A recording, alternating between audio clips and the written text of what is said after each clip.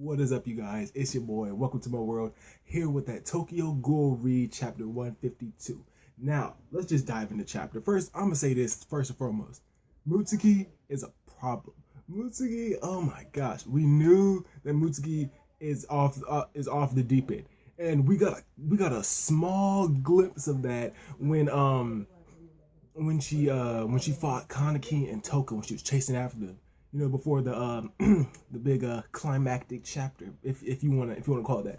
Yeah, and then we saw even more of a glimpse of it after she fought Yomo. You know what I'm saying? She completely lost it. She was like, she wasn't even focused on the fight. She was just thinking about Kaneki getting wet, having wet dreams and all that shit. And she honestly reminds me of a One Piece character. Like, she's so out there. I'm like, bruh.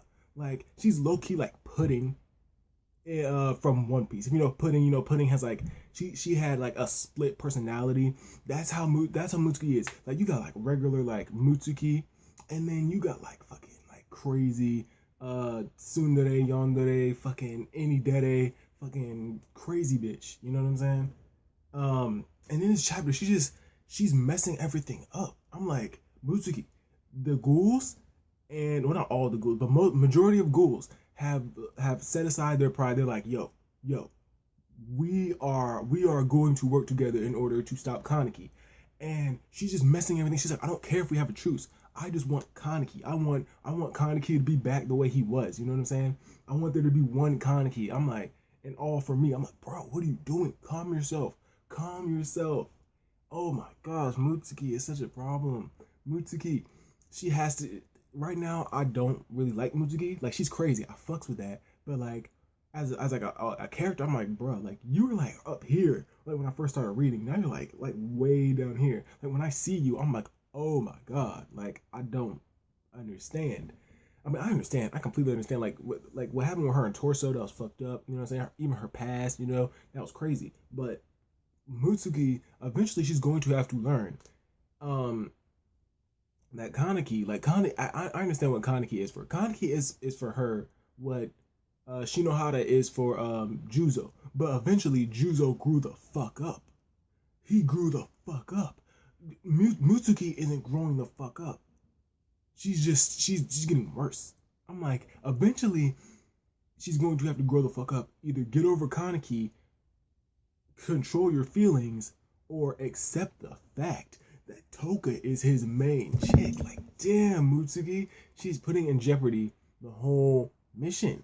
Like, and it just became astronomically easier because, like last chapter, Toka was talking about the ring. I thought it was gonna be like a more of a driving force, or my secondary was like it had to do with something in the ring of his eye. We already know it had to do with his eye.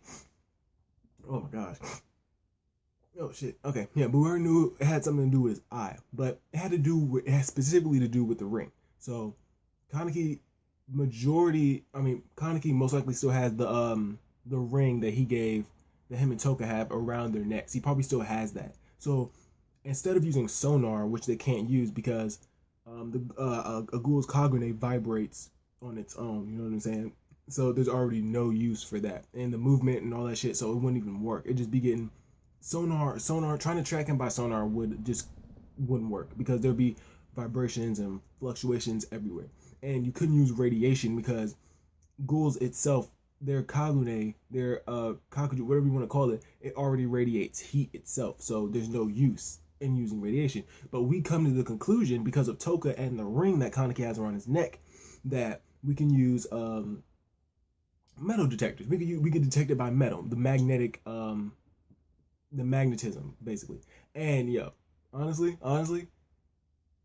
my boy Sukiyama has such the best connections because his family, even though they were outed to be ghouls, this man, he has connections up his ass. He called his dad up, right? Because there was a problem. There's no way we can get that many metal detectors for Kaneki, and Kaneki's like he spans the first ward, the second ward, and even a little bit of the 13th ward. Kaneki is huge. Kaneki is big as fuck. Like, it's crazy. But yeah, Sugiyama, this man has connections up the ass. He calls his pops. He's like, yo, pops, I need some metal detectors. And pops, he's doing something. He's like helping the the citizens, you know what I'm saying, get away and get to safety and stuff. And yo, this man, I'm telling you, bro, this man, he pulls out the fucking prime minister. He's like, yeah, yo, prime minister, I need a favor real quick. I'm like, bruh, my boy. And Mard, bro, this man was like, so the prime minister is a ghoul, and you just see his face. I'm like, bruh. But yeah, my boy Sugiyama pulling out the stops. You know what I'm saying? So now everybody can go around Kaneki, because Kaneki, even though his eyes is starting to open a little bit, he's about to be awake. This man is like, he's still asleep. He's still resting. So they have opportunity to go in with the metal detectors, go around by his eye and detect where Kaneki's at. And they got something. They got something near the queues, near where Yuri is, and all of them. You know what I'm saying? So that's where they're gonna go. But then then we go over to Toka and Misa, aka Three Blades, and we get a little thing with them. And they're like, Misa and talking to Toka, and she's like, yeah, I'm gonna save Kaneki, you know what I'm saying? They had a little moment. It was cool, it was cute, you know what I'm saying? But then fucking that's when Mutsuki comes out of nowhere, and she just starts she's just trying to fucking fuck up Toka. And I'm like, no man, no, Mutsuki, no, we're like this close. We're like this close. But no, Mutsuki is not thinking rational. Well, I guess this is her thought of rationale. And she just wants to be with Kaneki and all this and that. And I'm like, no. Honestly, after this arc, I feel like she's going to either get demoted, or she's going to get kicked out of the CCG, or she might get killed, because I don't think you can get kicked out of the CCG. You know what I'm saying? You got all that, especially at such a high rank. I think she's like, what is she, rank 1, or she like she's not a special investigator. I don't think she is. She's like, she's something. I forgot. I think at most she might be rank 1 at most. But yeah, or she might be first class at most. I don't know.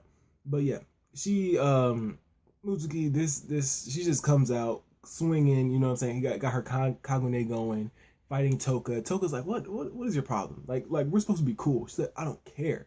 I want Kaneki. And that's when you see Kaneki's eye opens. I'm like, man, Kaneki is about to go ham. This man is up. Y'all need to dip. Be as far away as possible, because Mutsuki is causing she's the conflict, which makes a lot of sense, honestly, because Toka's there, and then you got like a time crunch and all that stuff. So Mutsuki would definitely be the conflict, and it's been building up ever like before this arc. Honestly, it's been building up. Mutsuki versus Toka. Mutsuki kills Toka, and I'm like, Toka. If Toka dies and Kaneki wakes up to that shit, bruh. Nah, but no, I don't see that happening, because one thing, Toka's still pregnant, and I want to see that baby. I want to see that baby, unless that baby can like survive off of some like CCG technology, be born in like a test tube or something. You know what I'm saying? Or you can hold off his growth and pull like a Talia al Ghul from fucking Batman, make an artificial womb or some shit. You know what I'm saying? But yeah, Mutsuki, she's fucking everything up. Now Kaneki's about to start fucking everything, because Kaneki's awake, man. It's over. You know what I'm saying? You got everyone out there. You know what I'm saying? You got everyone out on the prowl doing their stuff. But Kaneki, once Kaneki is up, the time crunch is going to become like hurry up. Like there's like Kaneki being asleep, it's pretty freaking easy, and especially now that their ability to track him has gone exponentially easier. But now that he's up, that handicap, that's gone. That's like gone. He's up. He is awake. This man is about to go full force. You know what I'm saying? And Mutsuki fighting Toka is not gonna help.